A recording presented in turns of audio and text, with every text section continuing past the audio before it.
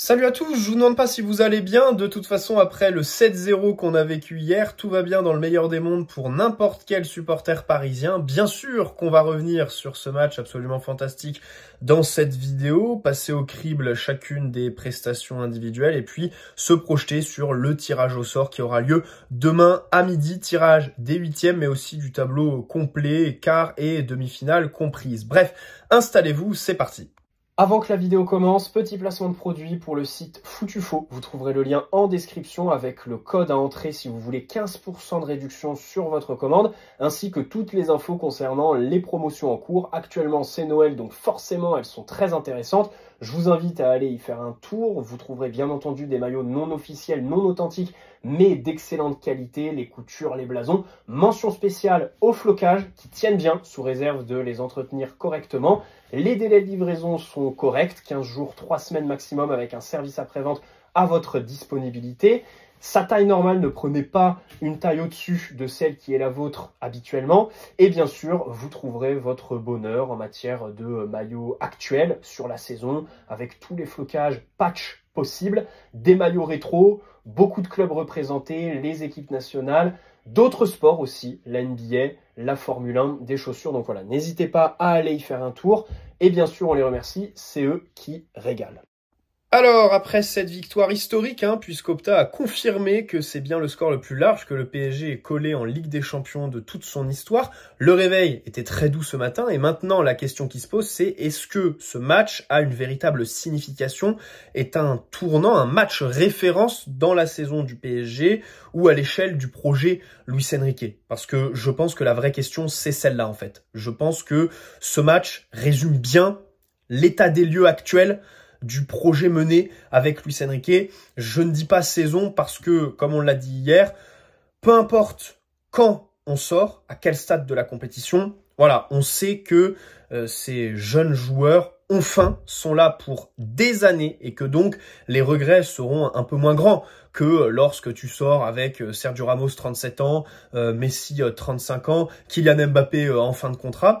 Donc c'est vrai que là-dessus, je pense que oui, ce match est vraiment très éloquent. On pourrait argumenter du contraire parce que les Brestois se sont présentés avec une équipe remaniée. Éric Roy a fait plaisir aux remplaçants en leur donnant la chance de jouer un match de Ligue des Champions parce qu'il sait très bien qu'ils le referont probablement pas dans leur carrière. D'ailleurs, une qualification pour eux la saison prochaine, ça va être compliqué. Leur classement en Ligue 1 ne va pas dans ce sens. Il y a la Coupe de France qui reste, bien sûr. C'est pour ça qu'ils vont sûrement la jouer à fond et qu'on va peut-être les réaffronter une 5e fois cette saison, les Brestois.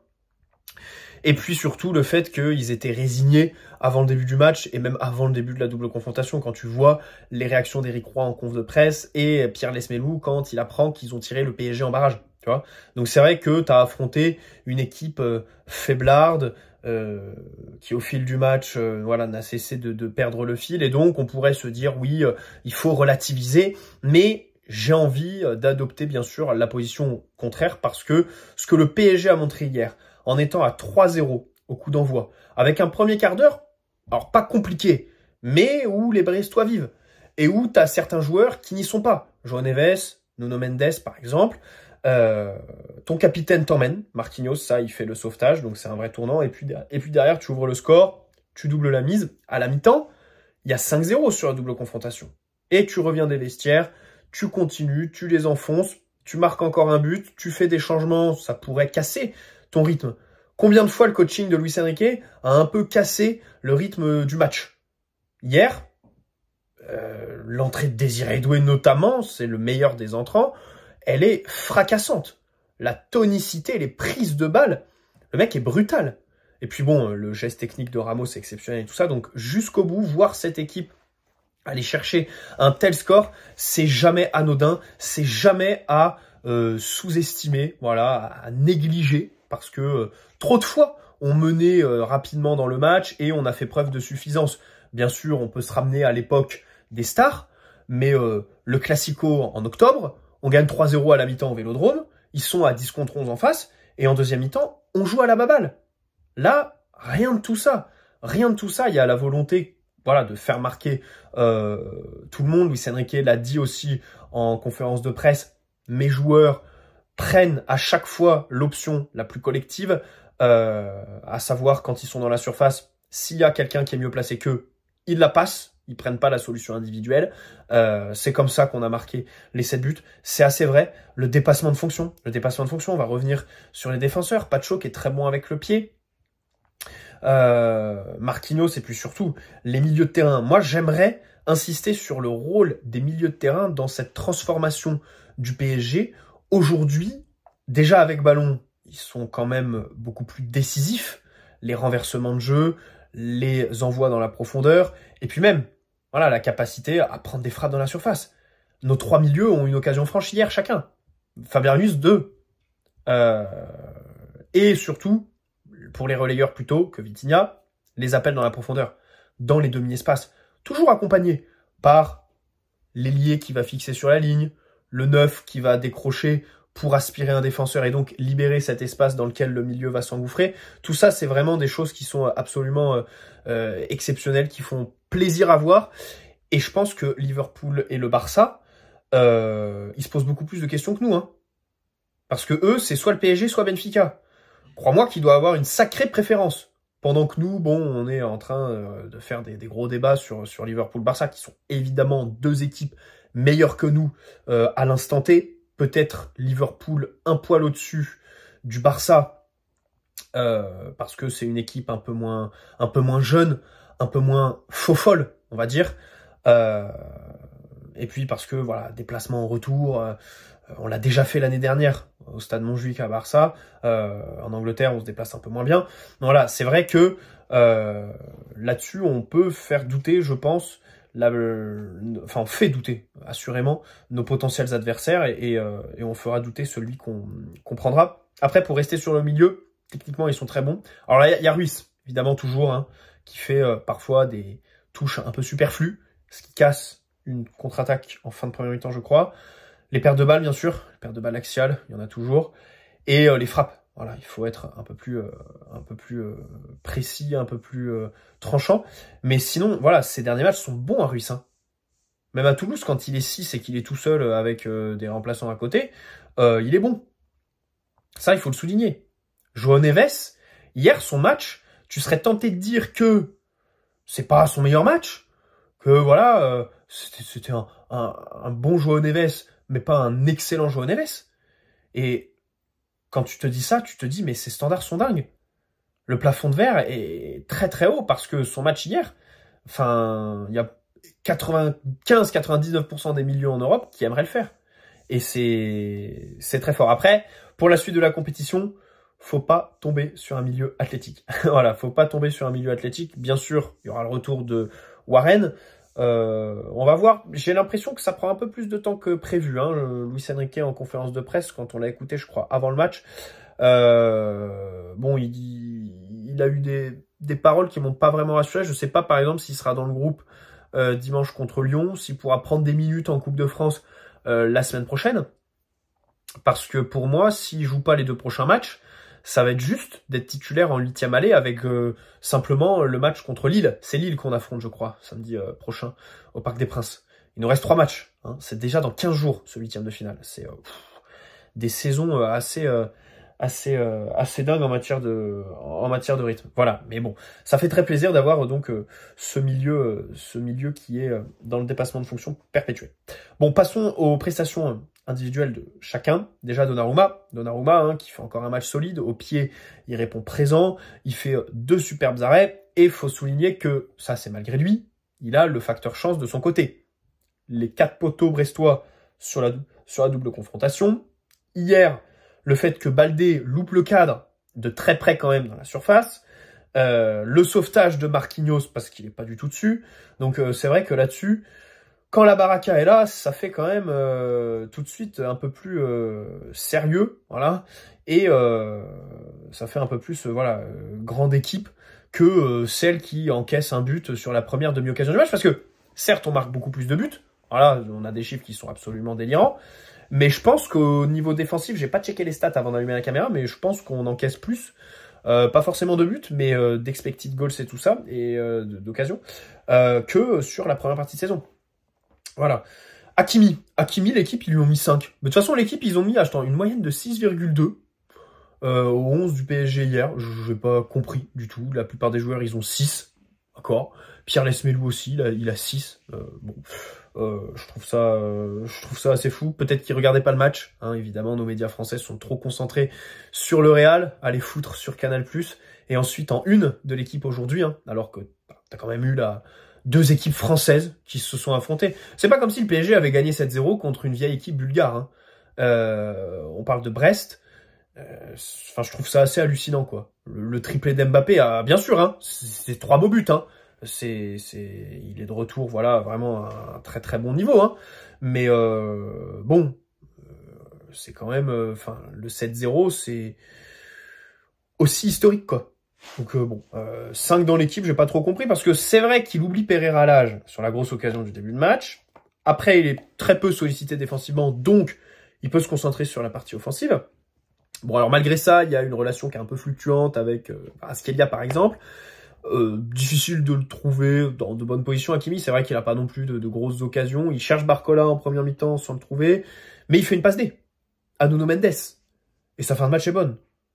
Enfin, c'est un 7 sur 10 le match d'Hakimi hier. Il est actif, il est là devant. Attention à ne pas normaliser un peu tout ce qui est fait. Marquinhos, vraiment un match sérieux. Vraiment un super match, surtout les 15 premières minutes.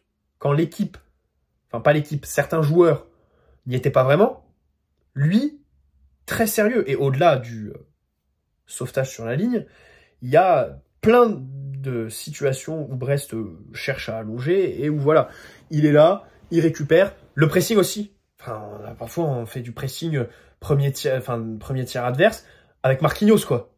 C'est exceptionnel, on est là comme des chiens à mettre le pied, les autres qui suivent, les consignes qui sont données. Là-dessus, Fabien Ruiz parle beaucoup. C'est vrai que Fabien Ruiz a un rôle, tu le vois beaucoup placer les joueurs. Parler à Kvaratskhelia aussi. Ça, j'avais remarqué sur le match contre Monaco, je crois, où il parlait beaucoup à Kvara, entre les actions. Voilà. Notamment quand Kvara se plaignait qu'on ne le serve pas dans la profondeur. Il allait le voir et je sais pas trop ce qu'il lui expliquait. Peut-être que c'était un peu tôt pour faire l'appel, qu'ils n'étaient pas assez bien organisés pour mettre cette verticalité souhaitée par le Géorgien. Bref, donc voilà. C'est vrai que quand l'équipe fait preuve de suffisance, Marquinhos surnage, les tiens. Alors là, avec Donnarumma, ils arrêtent plus de faire des célébrations, de se taper le torse, de se faire des gros câlins, là. Ils sont vraiment amoureux, hein. Leurs femmes respectives, faudrait qu'elles fassent gaffe. Ça me fait trop rire. Quand je vais au parc, c'est pareil. C'est toujours drôle de voir les expressions faciales de Donnarumma. Quand tu marques, ou quand il fait un arrêt, ou quand t'as un mec, un défenseur qui met en corner, là, il se met à hurler. Ouais, il me fait trop rire. Moi, Donnarumma, c'est le genre de mec qui me fait rire parce que, voilà, c'est... Puis après, là, pareil, les images avec son bébé dans le vestiaire, bon, c'est super drôle, quoi. C'est le genre de mec avec qui j'ai envie d'être ami, tu vois. J'ai l'impression qu'il est un peu aléatoire, il maîtrise pas trop ses émotions, ce qu'il dit. Il doit être vraiment drôle malgré lui, Didio. Voilà. Bon, après, avec ballon, Marquinhos est plutôt bon, hein, dans les circuits. Même un petit pont en fin de match, c'est à 6-0, je crois. Là, tu te dis, bon, ok, on est vraiment sur une soirée parfaite, une soirée absolument sur un nuage. Pacho, il avait pas Ajorc, qui était pas titu. Forcément, ça l'a beaucoup aidé. Et il a pas peiné. Gagner les duels à la source. Quand il les gagnait pas, à la fin de l'action, il était là, monsieur propre. Et surtout avec ballon. C'est là-dessus que j'aimerais revenir. Les renversements, les passes entre les lignes, jouer rapidement, avec toujours la tête levée. Alors bien sûr, hein, il joue en pantoufle. Il n'y avait pas de pressing en face, machin. Mais il a pris des risques. Il l'a fait et c'est vrai que c'est vraiment très intéressant parce que il stagnait vraiment. Il y a assez peu de matchs sur sa saison. Je crois qu'il y en a un ou deux où il est aussi bon qu'hier avec le ballon, quoi. Et donc ça fait plaisir. Kimpembe, j'aimerais revenir sur son entrée. Alors hier on a dit qu'on était content, l'ovation Parc des Princes, machin, super. Mais l'entrée en elle-même. Là on a vu un footballeur. Quelqu'un qui défensivement est présent et même avec ballon.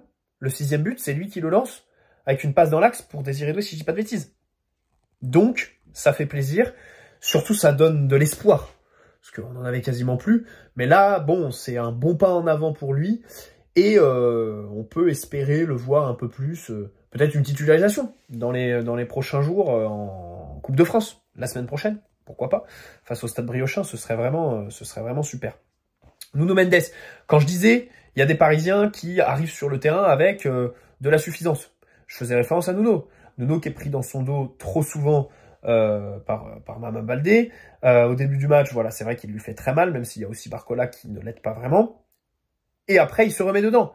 À la demi-heure de jeu, on a eu un temps fort de Nuno où c'était le meilleur Parisien sur le terrain pendant 5-10 minutes, avec les changements de rythme, les centres. Alors certes, il y a un déficit de justesse dans le dernier geste, mais c'est très fort. Et on retrouve le Nuno athlétique, physique, donc ça fait vraiment plaisir. Et puis à la fin, voilà, son but qui est très tranquille. Hein. C'est pas comme le but contre Gérone. C'est marrant parce que les deux buts, c'est vraiment deux opposés. Contre Gérone, c'est lui tout seul qui est même allé aider par l'adversaire. Et là, ce sont ses partenaires, hein, Lee qui lance très bien Achraf, et Achraf qui lui met voilà, le ballon juste devant le but vide. Vitinha aussi, au début, il est un peu moins bien que la semaine dernière, par exemple. Voilà, le match aller, de A à Z, c'était le leader de l'équipe. Là, hier, il est encore homme du match. Hein. Il est homme du match les deux fois. Il les collectionne, Vitinha, les trophées de l'UEFA. Là, c'est vraiment solide. Mais voilà, son début de match, bon, tu le vois un peu moins. Et après, il monte en puissance. Il lance les attaques, il alterne, je longe, je cours, il coupe les contres, enfin, si on peut appeler ça comme ça, à la source. Et le but qui fait très plaisir. Voilà. João Neves, pareil. João Neves, son début de match, il rate 2 ou 3 transversales. Je me dis, bah mince, qu'est-ce qu'il fait? Et au final, après, quel joueur, il est partout. Et l'activité offensive, ça, c'est vraiment exceptionnel. Je crois qu'à son arrivée, c'était quelque chose qu'on ne citait pas dans ses qualités. D'ailleurs, faudrait que je reprenne, mais je crois qu'à Benfica, il marquait pas beaucoup. Hein. Il marquait des buts importants, il marquait dans des gros matchs, il avait marqué dans des gros matchs au Portugal, mais il n'était pas sur les standards d'occasion qu'il a là. Alors après, le Benfica, évidemment, c'est pas le PSG. Mais hier encore, la passe magique de Dembélé et ensuite sa belle frappe sur la barre, elle mérite d'aller dans le but. Hein. C'est exceptionnel, vraiment. Et en plus, sur le but de Kvaratskhelia, bon, alors il y a la déviation de Barcola, du coup, c'est lui qui a la passe D, mais c'est Joao qui fait aussi la différence, quoi. Donc c'est exceptionnel, la capacité qu'a Luis Enrique à développer ses joueurs, les faire progresser, c'est vraiment... Enfin, tout le monde est heureux, quoi. Tout le monde est heureux et tout le monde doit remercier ce contexte collectif, en fait, qui fait que les joueurs découvrent de nouvelles zones du terrain, se projettent plus, le dépassement de fonction, et les joies de jouer avec des adversaires top niveau aussi, bien sûr. Ça joue bien évidemment. Mayoulou, avant son but, tu sens qu'il est en Ligue des Champions. Il est un peu timoré, Mayoulou, sur ses premiers ballons. Voilà, il prend pas de risque, il fait pas beaucoup de différence, et au final, son but, il est très beau parce qu'il utilise ses deux pieds. Je crois que c'est contrôle pied droit, frappe du gauche, si je dis pas de bêtises. Donc ça, c'est gage d'immense qualité. Voilà, mais de toute façon, on ne les découvre pas. C'est un joueur qui fait son trou petit à petit, que Luis Enrique adore. Il a encore eu une question sur lui en conférence de presse. Et voilà, il a dit, il a couvert de louanges. Comme il a couvert de louanges Gonzalo Ramos, il a dit que Kvaratskhelia devrait être homme du match. Il y en a un autre qui devait être homme du match, mais je me souviens plus qui. Donc voilà, vraiment exceptionnel. Fabien Ruiz, on s'est déjà arrêté sur son match, mais c'est vrai qu'il est bon. Les appels derrière la ligne défensive de Brest leur font un mal fou. Et ça, c'est quand on a le ballon dans le rond central, mais aussi quand on est aux abords de leur surface. Tout le monde bouge. Et ça, c'est vrai que on l'a quasiment jamais vu au PSG. Avant, quand on était dernier tiers et que l'équipe en face était vraiment très recroquevillée, bon, il y avait de moins en moins de mouvement. Plus tu t'approchais du but, moins il y avait de mouvement. Tu vois ce que je veux dire? Là, mais même quand t'es voilà, juste dans l'heure 18, t'es là, t'as un milieu qui va aller entre le latéral et le défenseur central. C'est vraiment exceptionnel. Bon, après, il faut qu'il concrétise Fabien Ruiz avec ses frappes, mais à la passe, c'est fort. Voilà, doublé de passe D encore hier. Ça fait vraiment plaisir.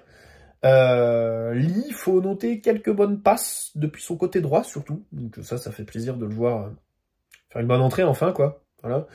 Kvaratskhelia, on s'est déjà arrêté sur son match hier. C'est pas parfait, bien sûr. C'est pas parfait. Notamment, il commence sur le côté droit assez timidement. Mais ensuite, il y a sa frappe du gauche qui passe juste à côté. Il double la mise. C'est un geste qui est franchement pas évident. Et c'est vrai qu'il a cette capacité quand même à être décisif. Monaco, c'est un but qui te fait gagner le match. Parce que, c'est celui qui te fait reprendre le lead. On était à 1-1 et il te marque le 2-1. Là, c'est celui qui double la mise. Bon, la passe D à la fin est un peu plus anecdotique. Mais c'est vrai que ça fait plaisir. Et surtout, il occupe des espaces de plus en plus diversifiés. En fait, c'est ça qui me fait dire qu'il faut vraiment être patient avec lui. On lui demande des choses qui sont complètement différentes de Naples. On n'est vraiment pas du tout sur l'ailier qu'on voyait avant. Là, déjà, il joue de manière axiale, donc il a du jeu dos au but, des appels à faire depuis des zones axiales, des appels plus verticaux. Finalement, il touche beaucoup moins le ballon sur le côté pour repiquer dans l'axe, comme c'était son circuit préférentiel là-bas. C'est vrai que là, il y a beaucoup à travailler, mais j'aime beaucoup sa vista, sa qualité de passe. La talonnade pour Fabien Ruiz en deuxième mi-temps, c'est exceptionnel. Et encore une fois, il arrive au milieu de la saison. Il n'arrive pas au mois de juillet, avec toute la préparation pendant un mois, avant de jouer son premier match officiel. Là, boum, il arrive, il joue son premier match officiel une semaine après. Dans une équipe qui tourne pleine bourre.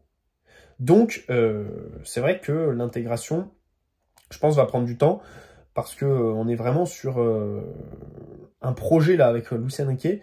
Luis Enrique a un projet avec lui qui, je pense, est assez ambitieux. Et tu vois, les mecs, ils sont stimulés, c'est évident. Ils sont là, tu leur demandes des choses qui sont complètement nouvelles pour eux, qui vont étoffer leur palette. C'est très fort. Et puis les efforts défensifs. Ça aussi, Luis Enrique, il le souligne. Il dit quand je vois Kvara faire un super effort à la 89e pour aller récupérer un ballon bas, voilà, je suis heureux, je suis content. C'est ça, c'est la mentalité de l'équipe. Ah ouais, bien sûr, c'est exceptionnel. Et après, il se présente encore devant les journalistes. Il parle beaucoup devant la presse après les matchs, Kvaratskhelia. Ça, c'est cool. Parce que on sait qu'il est timide. Globalement, c'est un timide. C'est vrai qu'il dégage pas grand-chose quand il est sur le terrain, à part quand il marque. C'est vrai qu'il est très expressif. Mais sinon, c'est vrai que bon, il tire un peu la gueule, on va pas se mentir. Là, le voir, parce qu'il est timide, on le sait, tout le monde le sait. Là, le voir, voilà, aller face aux médias et dire ce qu'il dit, forcément, on se dit que c'est sincère. Dembélé qui s'illustre par la passe, c'est celle pour João Neves en première mi-temps, c'est vraiment incroyable. Je me demande quelle version je préfère chez lui. Si c'est le Dembélé buteur, qu'on voit depuis quelques semaines, ou le Dembélé d'hier, qui décroche, qui sert ses partenaires de manière absolument incroyable, qui fait des slaloms, les 1 contre 1. Je pense peut-être que c'est celle d'hier, en fait, que je préfère. Parce que marquer des buts, bon, il y a plein de joueurs qui savent le faire, ça. Tu vois. Bon, après, il faudrait qu'ils trouvent un juste milieu entre les deux. Mais cette version-là, quasiment impossible à défendre quand il est dans un bon soir, c'est vraiment le foot que j'adore, quoi. C'est vraiment mon football. Donc voilà. Désiré Doué, l'entrée, elle est dingue. L'entrée est dingue. Doué, il est pas là pour rigoler. En fait. Là, tu l'as mis sur le banc. Il est rentré pour te dire, prochain match, je suis dans le 11, en fait. But, passe D.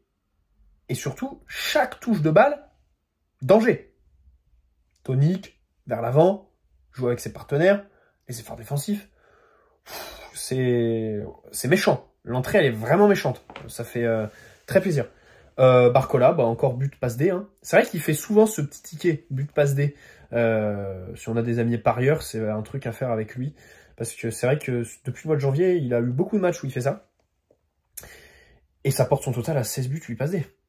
Donc c'est vraiment pas mal du tout. En Ligue des Champions, il fait son trou.